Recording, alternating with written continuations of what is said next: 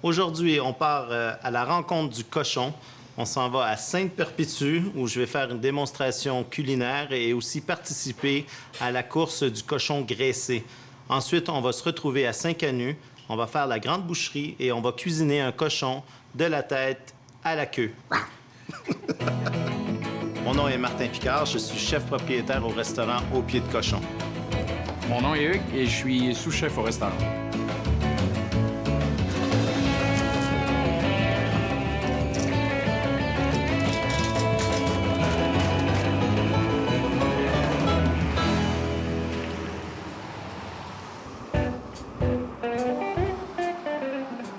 On a eu la brillante idée de m'inscrire à un festival de course de cochons. 6 000 personnes qui sont là. Les gens s'entraînent pour attraper un cochon et moi, j'arrive là sans jamais avoir fait de course. Je suis assez nerveux, assez pour dire que quelquefois, là, pendant la nuit, je me suis réveillé. J'ai appelé Hugues et Hugues n'a pas répondu. Non, mais j'ai une épaule qui est fuckée, puis je sais pas, peut-être que toi, tu peux... Penses-tu le cochon, il est trois fois mon poids? Ça va bien aller. Ouais.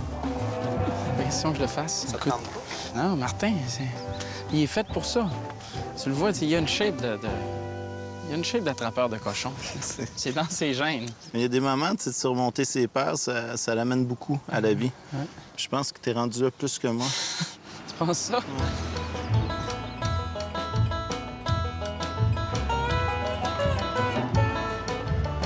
Martin vient pogner le cochon qu'il va faire cuire pour son émission. C'est ça? Quelque chose de même? Oui.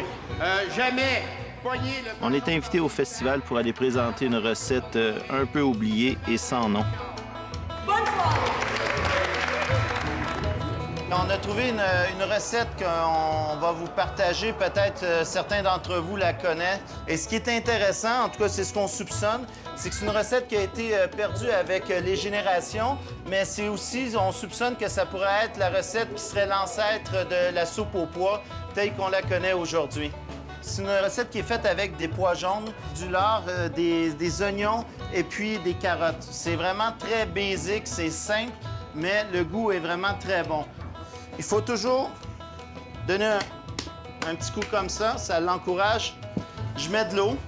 L'important, c'est de mettre de l'eau à la hauteur. Vous allez voir qu'il n'en faut pas beaucoup. Donc, maintenant, vous allez le mettre au four. Et pour que ça donne, en fin de compte, c'est un léger frémissement que vous voulez. Et habituellement, là, ça tourne, dépendamment des fours, aux alentours de 300 à 325, 350. Vous allez atteindre votre point de frémissement. Et maintenant, on attend ces 5 heures plus tard. Et la seule chose que vous avez à faire, c'est de piler. Est-ce qu'il y en a qui vont voir la compétition de cochons? Est-ce qu'il y en a qui y participent? C'est moi, je vais y participer. Et ça vous tente de m'encourager, ça va au moins faire 40 personnes. Pour moi, c'est le plaisir de retrouver des recettes perdues. C'est de les partager. C'est ce qui nous fait triper, puis c'est aussi pour ça qu'on est ici aujourd'hui. On peut aller dans les fêtes foraines. Tu fais là, toi? Comment ça va? Comment ça va? Je viens de voir lutter contre le cochon. Hey, j'ai hâte de voir ça. Je ne pas tout seul à voir ça. Qu'est-ce que vous faites ici? On vient voir le monde, en fin de compte. Cool. Puis on avait une démonstration aussi. C'est... on va souvent à l'extérieur. OK. C'est un peu l'idée, tu sais, d'aller voir ce qui se passe ici. Puis Pied de Cochon, Festival du Cochon. C'est super. Il y a rien direct. Le cuisinier, c'est assez simple. Il ne faut pas en demander trop. Le lien était bon. Là. C'est des gens de mon équipe. Oui, Ça va bien? oui, moi c'est Didi. Salut. Enchantée. Enchanté, oui. Moi, c'est Sébastien, enchanté. Bonjour. Ça va bien? Puis vous avez déjà gagné? Oui, Nous autres, on avait gagné le meilleur show. Ouais. Ah oui? C'est pour ça qu'aujourd'hui, on a on amené... a un titre à défendre encore aujourd'hui. Donc on se suit sur toi pour faire partie de notre équipe, le troisième joueur. Je trouve ça agréable parce que j'avais presque pas de pression jusqu'ici. Puis là, ben, ça m'aide beaucoup. Mais je sais pas. Puis il me fait en plus. C'est super, ça. Si tu veux un truc, souvent tu cuisines le cochon. Oui. Fait que là, il faut que tu aies dans la tête que tu en attrapes un pour le cuisiner, là. Fait que Sinon, je mange pas. c'est ça. Sinon, tu manges pas. C'est l'instinct de survie, j'en appelle. Ça, je l'ai. Je l'ai, l'instinct de survie. All right. non, mais c'est de prendre Moi, je suis très nerveux, hein. Ben, Je vous le c'est dis. correct. Mais avant, là, juste avant, là, ça va être... je vais faire mon possible, vous allez voir.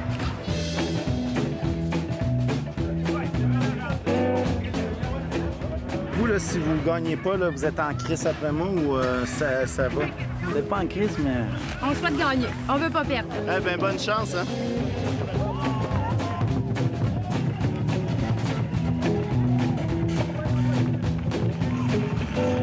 Fait que tu prends pour qui? Moi, je vais prendre Martin. Pas sûr encore, là, mais je vais prendre Martin. Moi, je suis pas sûr. Martin, il a de l'air nerveux.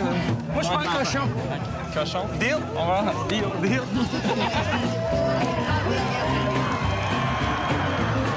Mesdames et messieurs, pour l'hymne du festival, Monsieur Louis-Marie Jutras.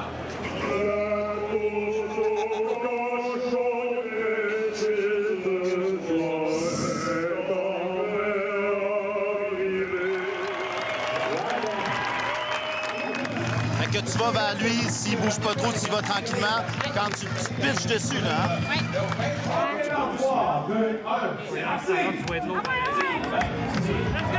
On l'encourage comme on a encouragé Alexandre tantôt, là. Let's go! Oh oui!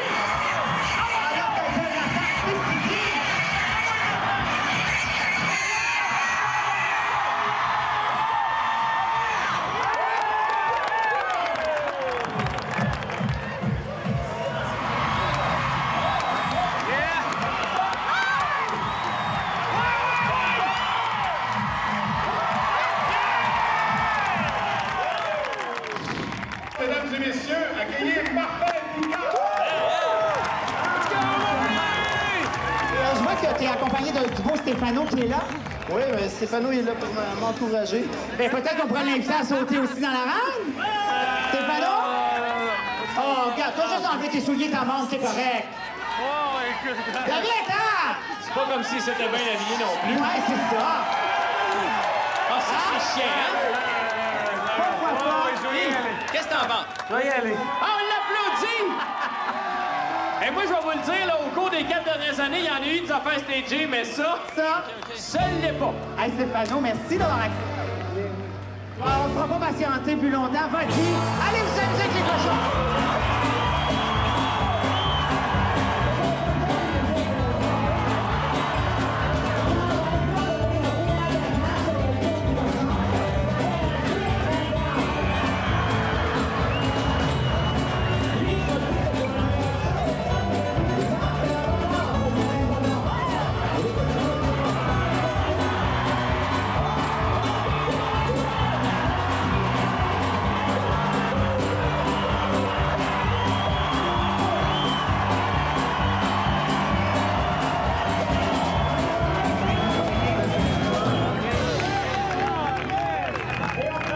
C'est la chose la plus unique, inusitée que j'ai jamais faite. Puis je suis à peu près sûr que plus jamais je vais refaire quelque chose qui arrive à la hauteur de ce que je viens de faire là. Merci beaucoup, hein? Ben bravo! On les applaudit! On les applaudit! Et toi, va te faire soigner, Stéphano.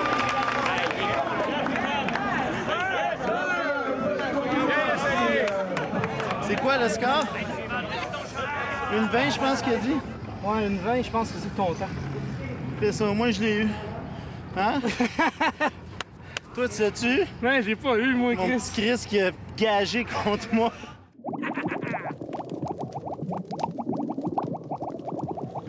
Hey, c'était tout un événement. C'est débile. Moi, je me retenais là, pour y aller. Vous savez ça, hein? Ah oui. J'étais vraiment Je suis sûr que c'était difficile. Ça m'a tout pris. J'étais là et je criais « Donnez-moi une chienne! Donnez-moi une chienne! » Stéphano est arrivé, là, ça fait comme un stick. Là, je peux y aller, le gros soulagement. J'étais réconforté, je peux aller dans... Ça ressemble, tu sais, le gladiateur, mais quand c'est tu rentres vraiment dans ça. une arène, est-ce que tu as l'impression que c'est ça, le... Moi, je marchais vers Martin et je disais « Mon gros, je vais te tuer. » Je suis pas gros. Mais Stéphano a même pas été capable de faire de spectacle. On n'a pas mis de cochon non plus. Tu sais, puis il a réussi à se faire mal, mais même pas assez pour soulever la foule. C'est un peu... C'est peut-être une performance qui est... Peut-être 3 bouteilles de champagne, ça peut peut-être... Peut-être. Viens t'en, j'ai soif.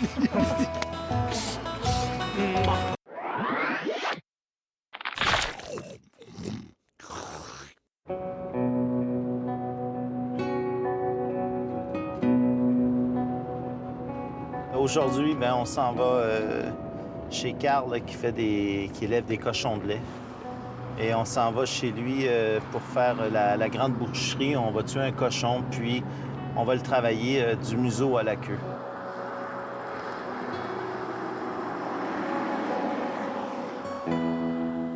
Comme en ce moment, là, on n'a pas nécessairement envie d'être excité. On s'en va tuer un animal. Il y a un côté respectueux. Pour nous, c'est vraiment le côté de la tradition.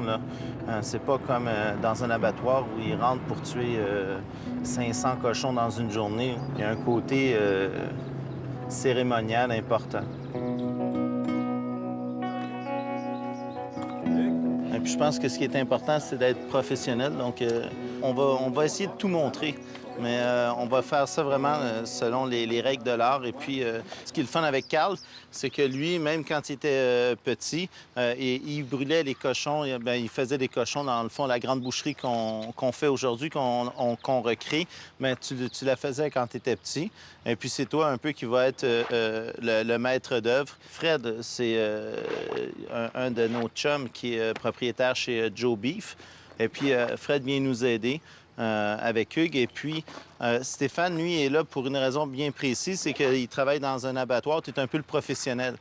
Tu vas électrocuter le cochon au niveau du cerveau pour l'engourdir. Pour l'engourdir, oui. Mais ce qui est important de dire, c'est qu'on y va vraiment selon... On est selon les règles de l'art. Ça, c'est... on peut pas rien nous reprocher là, par rapport à ça.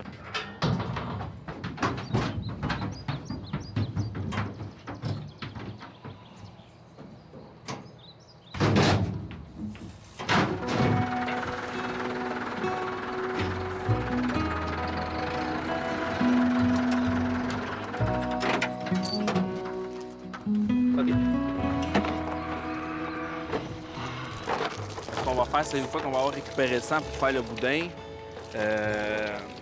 on va brûler ses soies. Après ça, on va tout le nettoyer. Après ça, on va procéder pour être capable de les récupérer l'estomac, les intestins, tout nettoyer ça pour être capable de récupérer tout du cochon en réalité. Là. Exactement comme ils faisaient autrefois, là. Les traditions de la grande boucherie de l'automne. Sa température, maintenant, là, à l'intérieur, on s'en rend pas compte, mais c'est beaucoup plus chaud que ce qu'on a. Et c'est le changement de température qui fait que le sang coagule. Donc, Hugues, lui, il le brasse toujours pour l'empêcher de coaguler jusqu'à ce temps qu'il se tempère avec la température ambiante. Tu vois, quand ça, c'est le sang qui était dans le fond, mais qui n'a pas été brassé. Puis on le voit, c'est comme un jello, là. Tu sais, il a vraiment coagulé. Moi, ce que je vais faire, je vais pogner une croûte avec la fourche. Je m'en vais du passer la fourche sur le poêle. Que là, on va brûler, puis après, on va enlever, on va le gratter. On va le gratter tout ça. Toutes les soies vont être brûlées. Donc, c'est moi qui ai l'honneur, hein? Oui. On met pas du gaz? Bien, la grande boucherie, ça a parti dans les années 1800, hein, à la fin des années 1800, où l'automne, les fermiers, c'était de l'agriculture de survivance. Hein, fait que, il n'y avait pas assez, si tu veux, de céréales ou de foin pour alimenter des animaux tout l'hiver. Fait que donc, on procédait, puis aussi, il fallait que les fermiers de cette époque-là, ces familles-là, soient capables de manger pendant tout l'hiver. C'était vraiment la fête du village ou du rang, si tu veux, où il y avait le seigneur qui venait, les cultivateurs s'arrangeaient entre eux autres. Donc, on tuait le porc, là, les mères des familles faisaient les boudins. Ça, mais c'est des traditions qui se sont perdues au fil des années. Les familles se sont de plus en plus urbaines. Les gens sont un peu moins conscients de ce qui se passait dans les années. Mais c'est grâce à ces gens-là si on a une province aujourd'hui aussi, là, tu sais. Ah non, c'est eux qui ont des fichiers. Fort, oui. Puis ça, il faut leur rendre honneur. C'est ça. Ah, c'est très important.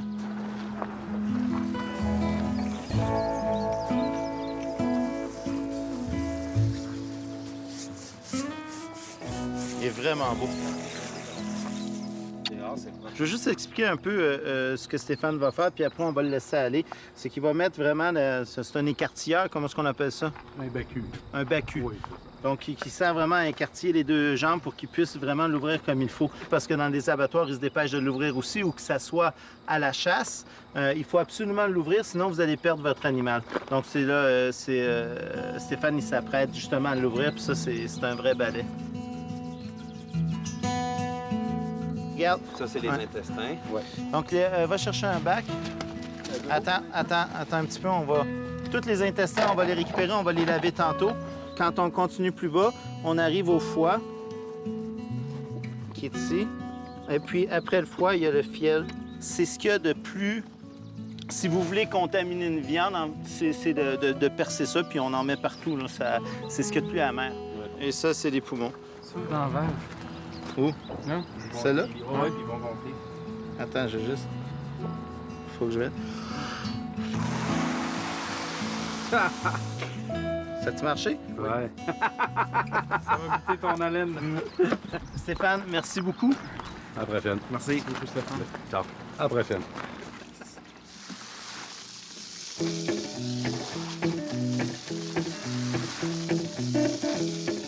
Nous, là, on s'est dit, on va montrer aux gens qu'on est capable de cuisiner le cochon du museau à la queue. Et ça, c'est demain.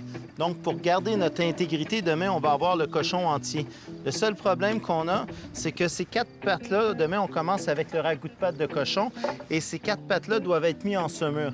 Donc, on a trouvé une stratégie qui est un peu tirée par les cheveux peut-être, mais on va mettre le cochon, en fin de compte, 3 heures de temps dans des bacs à saumure.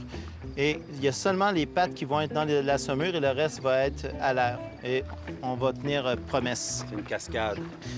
Oui. Pour connaître la bonne densité d'une saumure, on prend un œuf. Ça, c'est écœurant. Il flotte. Donc la saumure a une bonne densité. Juste les pattes. Lâche les pattes. Stop! Écoute, c'est surréaliste. J'adore ça.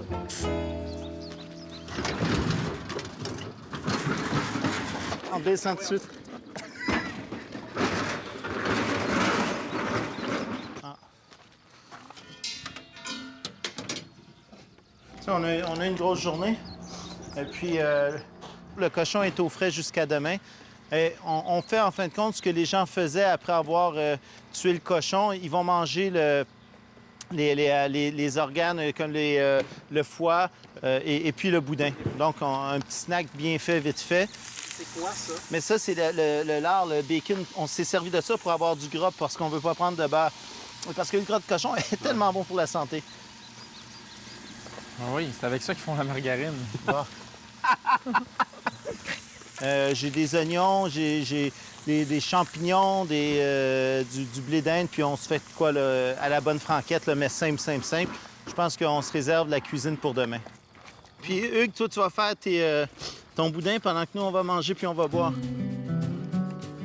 Ouais, ça fait que c'est ça. Dans le boudin, on met de la mie de pain coupée en cubes qu'on va tremper dans de la crème. Et puis, la barde, c'est du gras d'eau de cochon coupé en cubes qui a été blanchi.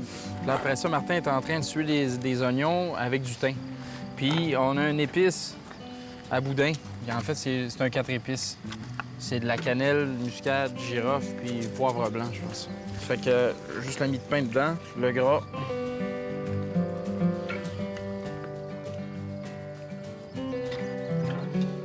Faire un petit nœud avec une petite ficelle, une petite corde à boucherie. Il n'y a pas personne qui a l'opportunité de faire du boudin avec le sang du jour et puis, tu sais, de tuer l'animal, de récolter son sang. C'était un rituel, puis on l'a perdu. C'est les gens qui ont beaucoup d'argent qui vont manger l'alimentation de subsistance des paysans d'antan. Mais ça a toujours été comme ça. Ben là, tu vois, c'est drôle quand tu vois des gens qui payent cher pour un risotto, tu sais, tandis que c'était... C'est des plats de pauvres, hein? Ouais, c'est ça, la polenta, c'est... Tu mangeais de la polenta, les gens riaient de toi, tu sais. C'était... Pot au feu. Ouais, pot au feu. Polenta, c'est un très bon exemple. Ben, tous les grands plats viennent d'étendus, hein? Ce qui est très important, c'est de ne pas le mettre à ébullition parce que si la chaleur est trop intense, ça va faire augmenter le volume du sang et ça va faire exploser les boyaux. Le temps de cuisson, on va le voir tantôt. Mais ça va prendre une dizaine de minutes.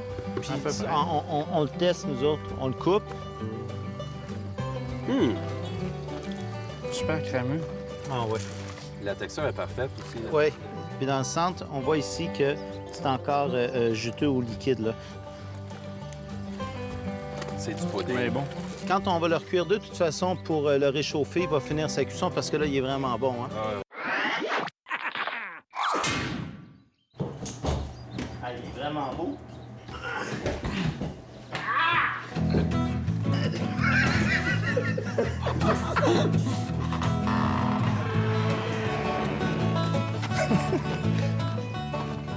Deuxième journée de la grande boucherie. Et puis là, c'est là que ça part. Je pense qu'on est content. On commence tranquille, on va s'enligner. Et puis, un peu plus tard, là, il y a beaucoup de nos amis là, qui vont venir. Puis ça va se finir par un grand festin. Vas-y, coupe-y les pâtes.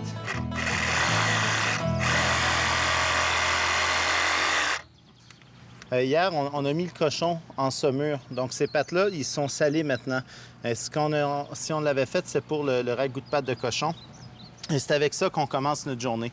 Donc, on va, parce que ça prend quand même pas mal de temps de cuisson, on va mettre tout de suite les jarrets à cuire et on va s'enligner, Mehdi, Hugues et moi, pour faire le ragoût de pâte de cochon. Puis peut-être, je peux en profiter, présenter Mehdi. Mehdi, c'est le second au restaurant Le Pied de Cochon. C'est un très bon cuisinier. Fait qu'on va en profiter pour... OK, let's go. Tu coupes-y la tête.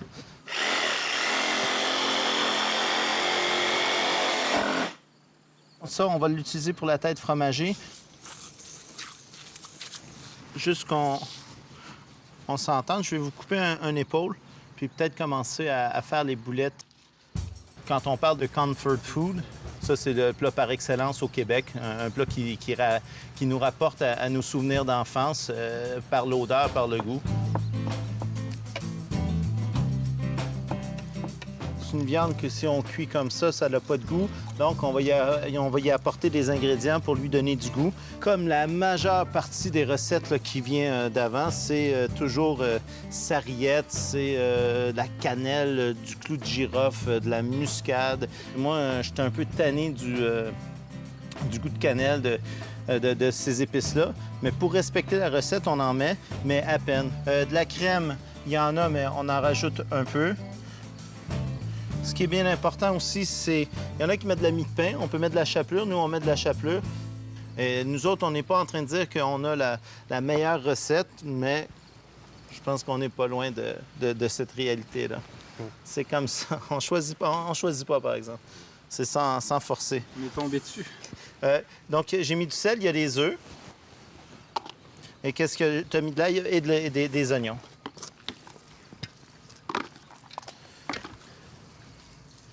La grosseur de la boulette, il y en a qui en font des plus petites, il y en a qui en font des plus grosses. C'est la régularité. Mais ça reste... oui, exactement. Chacun a sa grosseur dans la vie, comme au hockey. C'est juste de respecter sa grosseur. Comme moi, j'essaierai pas de devenir gros, tu sais. Non. Je respecte ma grosseur. Bon, mais c'est ça, on va juste fariner légèrement les boulettes. Ça va lui donner une plus belle coloration encore. On met toutes les boulettes dans la même casserole parce qu'on va aller chercher les sucres et c'est les sucres qui donnent le goût. On cuit la farine, on perd pas son côté de liaison, mais on perd le goût de farine qu'on ne désire pas avoir. Un goût de colle.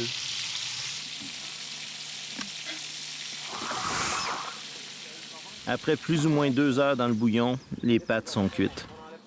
Bien, vous avez les ongles, vous avez un petit morceau de pâte et puis après, il y a le jarret. Et quand moi, je servais la pâte entière, je me rendais compte que les gens prenaient tout ce qui était viande, mais laissaient tout ce qui était après l'ergot. Et dans le pied de cochon, ce qui est bon, justement, c'est l'ergot. On y retrouve ces parties-là. Et c'est ça qui est bon dans le pied de cochon. Mais comme on ne le savait pas, mais là, j'ai décidé de toutes les défaire et de les mettre à part. Donc ça, c'est tout ce qui est ergot, les nerfs, puis il y a un peu de peau, là. On voit des petits morceaux de peau ici.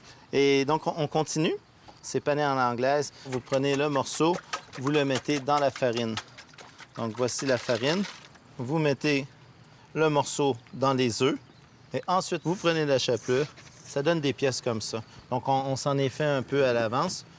Et ça, on a juste à le réserver.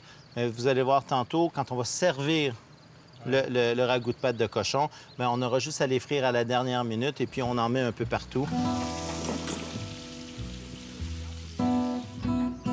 Il faut penser que c'est une vieille recette. Et puis dans ce temps-là, il n'y avait pas 48 millions de légumes. Hein? C'était restreint, puis c'était patates puis oignons. Donc, on va mettre les oignons.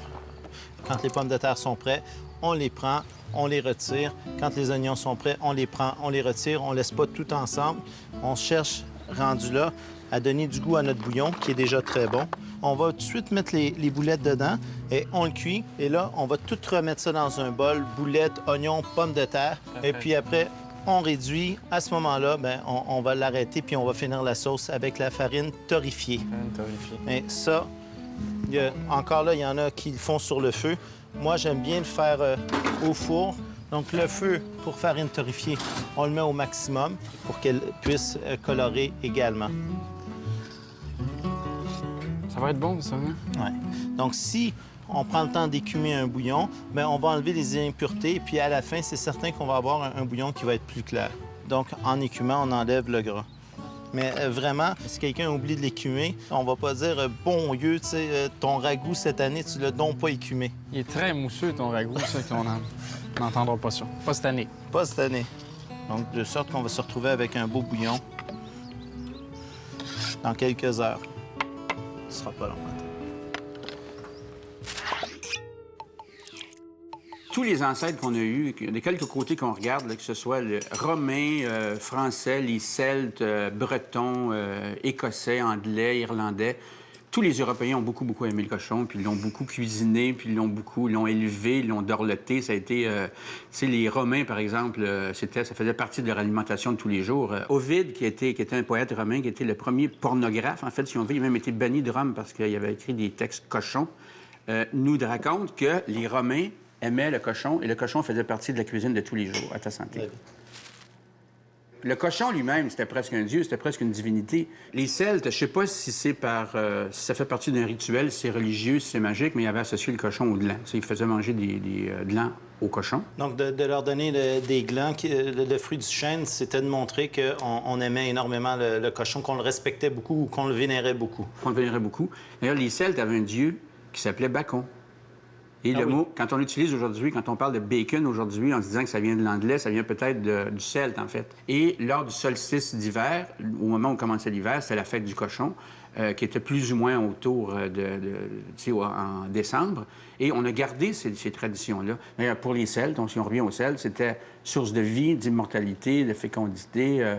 Et tuer un cochon, c'était pour se nourrir, évidemment, mais se nourrir aussi de son esprit, de sa force, de son savoir, et à travers lui, le savoir du chêne, puisque le chêne était l'arbre de la science, bon, comme un peu dans notre mythologie à nous autres, le pommier. Oui. Alors, tout ça a été intégré à la religion chrétienne, tout ça a été métissé, parce qu'il y a des métissages aussi dans les rituels, puis dans les traditions, dans les cultures, et on a hérité de tout ça. Maintenant, on va tout remettre ça ensemble, puis on va le terminer.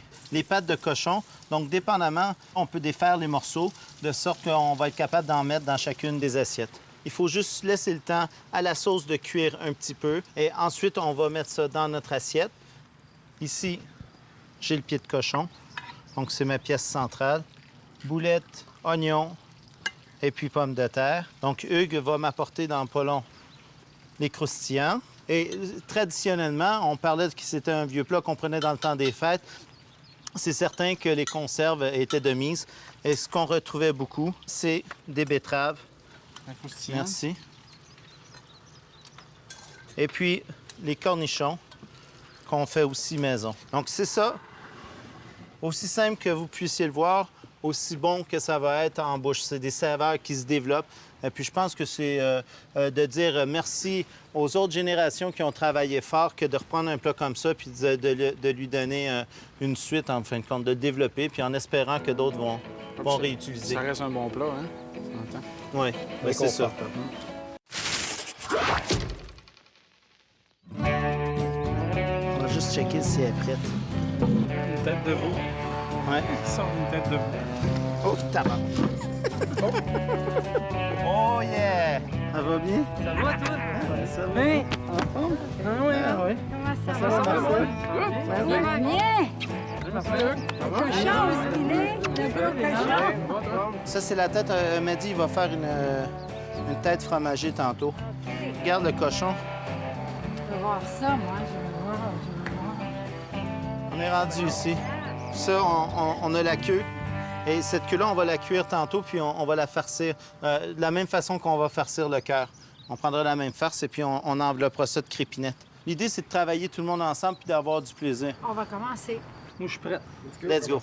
Elena, on va te donner tout de suite ton épaule. Comme ça, tu vas pouvoir commencer. And this is for me. I'll remove it.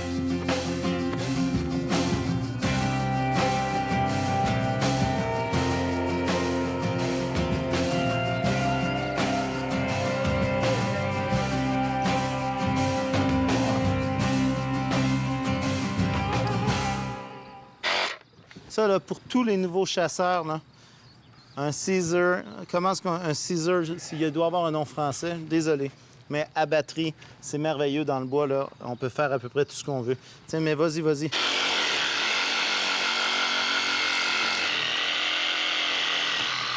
Il y a 2 pièces ici. Qu'on reste, on va faire des chops de porc grillés. Mettre ça en tranches. Ça, les os, on les met dans le fond. Et puis, ben, je pense que tel que promis, ben, le cochon de la queue au museau, ben, il est parti.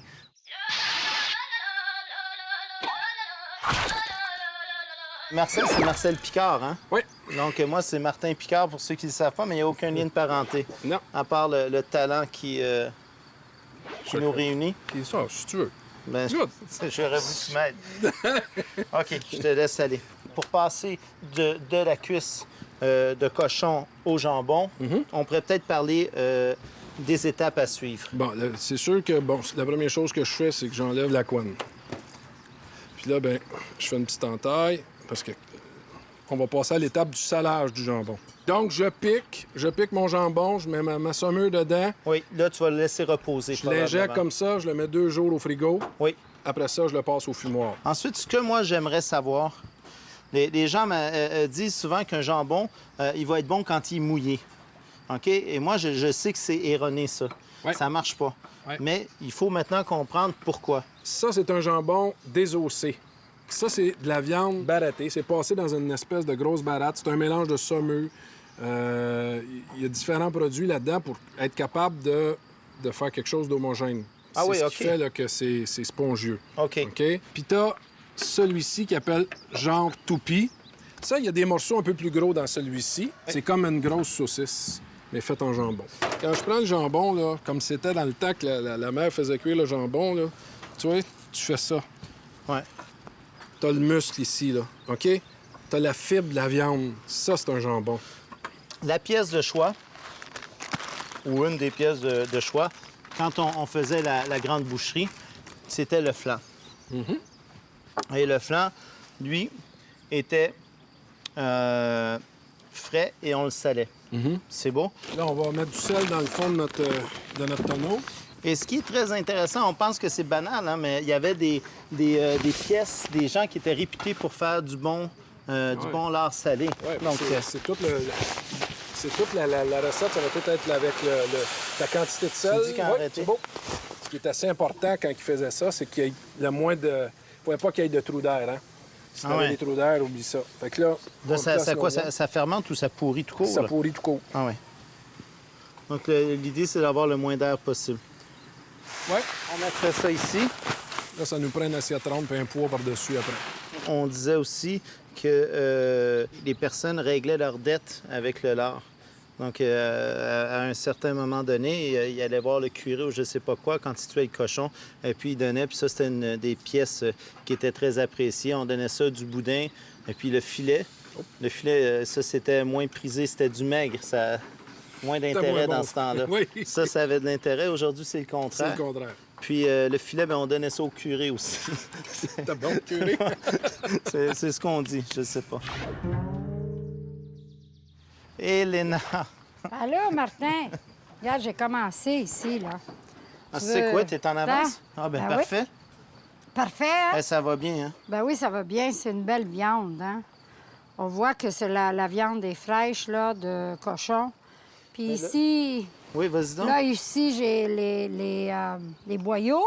Puis quand vous faites des saucisses, il faut mettre les boyaux 24 heures dans l'eau avec le jus de citron et jus d'orange. C'est très, très important. Dans le temps, c'est sûr que les gens n'avaient pas d'orange, n'avaient pas de citron. Puis moi, de ce que j'ai compris, on mettait un peu de vinaigre. Ils mettaient du vinaigre. Ouais. Ici, j'ai haché l'épaule. Puis en dedans de ça, qu'est-ce que j'ai mis? J'ai mis du sel avec du poivre. J'ai mis un peu de peperoncino, du piment fort. Et j'ai mis du romarin en dedans, puis le vin blanc. On mélange, puis on laisse dans le frigo 24 heures pour que ça marine bien avec la viande et tout le goût. Puis il y a seulement à mettre le boyau autour de l'entonnoir, puis c'est tout. Vous savez que aussi, faire les saucisses, c'est très sexuel, hein? C'est pas que... Faites ça en couple, là, vous allez voir, vous allez être beaucoup plus heureux. OK? Il rit. Mais c'est vrai, OK? Voilà. C'est tout. Oh, mais c'est beau, excellent. OK? Moi, je suis vraiment D'abord, content. continue, puis moi, je vais continuer toute seule. Oui. OK? Bye! Tous les Européens qui sont arrivés ici, comme conquérants, les Portugais, les Espagnols, les Anglais, les Français aussi, c'est-à-dire la première bête qu'ils apportaient, avant le cheval, c'est venu avant le cheval, avant les poules, c'était le cochon. Ah oui. Les Portugais, les Espagnols ont apporté des cochons. Quand Robert Val, quelques années après Cartier, dont il avait été un compagnon, est venu ici en 1541, il a apporté un couple de cochons. Mais évidemment, ça n'a pas fonctionné parce que, pour des raisons qu'on peut comprendre, ça a été un hiver effroyable. Il s'était campé au Cap-Rouge, près de Québec. À cause des rigueurs de l'hiver, ils n'ont pas pu garder les cochons. Ils les ont mangés et ils sont repartis. Et pendant 60 quelques années, jusqu'en 1610, 1612, jusqu'à ce que Louis Hébert arrive, il n'y a pas eu de cochons ici, en Amérique. Et quand Champlain est arrivé, peu après, il a importé des cochons. Oui. Mais c'était un petit cochon qui s'adaptait mal aux rigueurs de l'hiver canadien. Plus tard, quand les Anglais sont arrivés, les Anglais avaient leur cochon à eux, qui était peut-être par le goût ou pour diverses raisons, en fait, il était très différent du cochon français, mais il était peut-être meilleur aussi. Parce que quand, dans la grande saga là, des grandes exploitations forestières, quand il y a eu des camps de bûcherons, les camps étaient approvisionnés en cochons britanniques et en cochons américains, c'était du Yorkshire. Oui. Et plus tard, on a importé, je pense, vers la fin du 19e siècle, vers 1875, le Tamworth. Oui. Qui est, je pense, ton cochon préféré. Oui, Mais pourquoi? Pour quelle raison? On disait que c'était le cochon à bacon. C'était lui, M. Bacon, c'était lui. M. Bacon. M. Bacon. M. Bacon. On va boire. La santé. Oui, santé.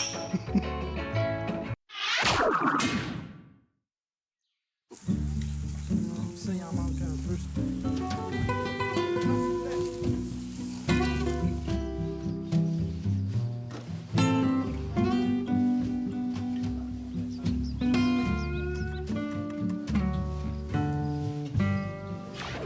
On y va tête fromagée.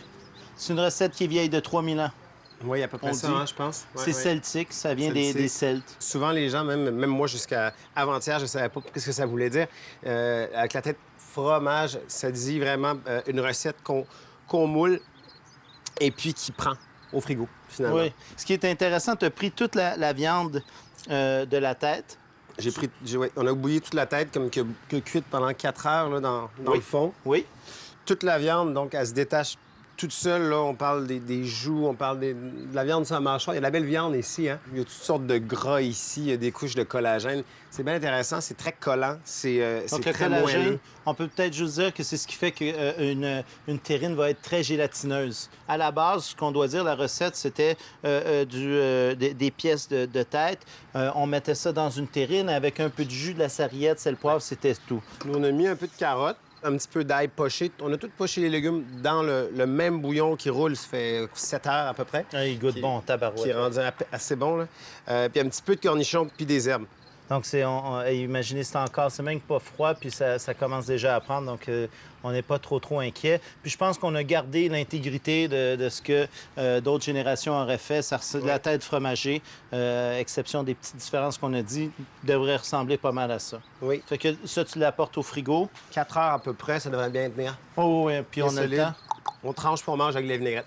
Excellent. Bon, ben c'est bon. On se revoit tantôt, Mehdi. Bon, ben Martin, ici, on a de l'estomac qu'on a farci avec des pommes de terre, du foie, de la viande hachée. Oui.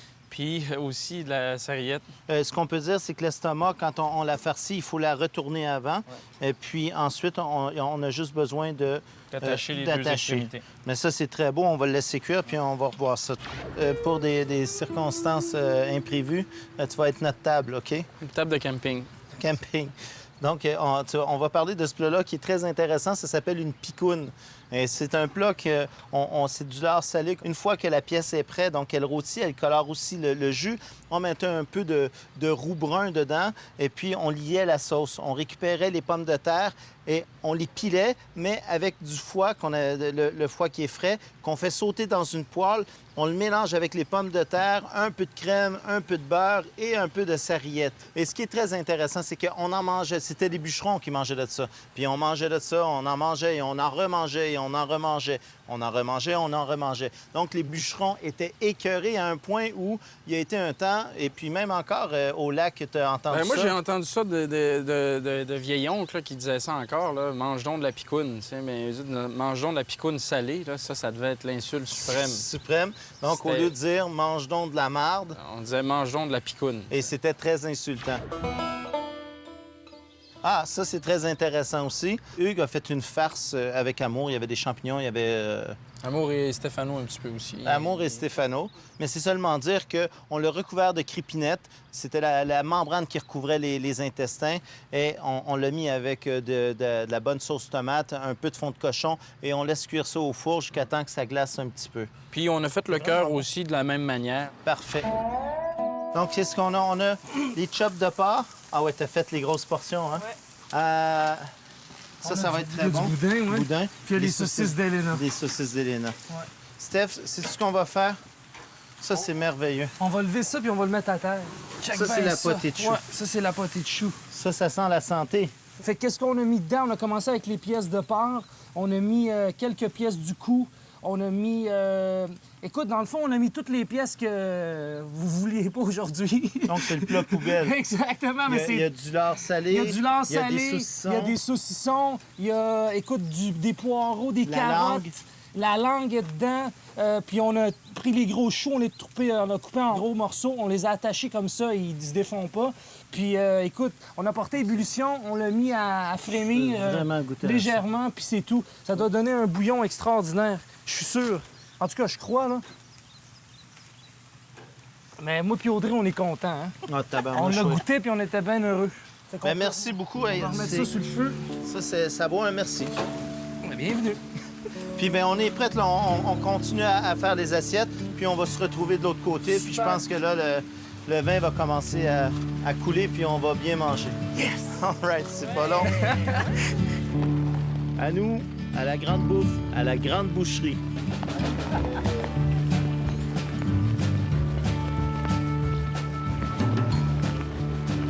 En tout cas, les boys, je pense que je vous dois ça. Ah ben, mais on la boit tout de suite, non? On la boit tout de suite. Ah ouais, OK. Vive Sainte Perpétue. Vive Sainte Perpétue, le festival du cochon.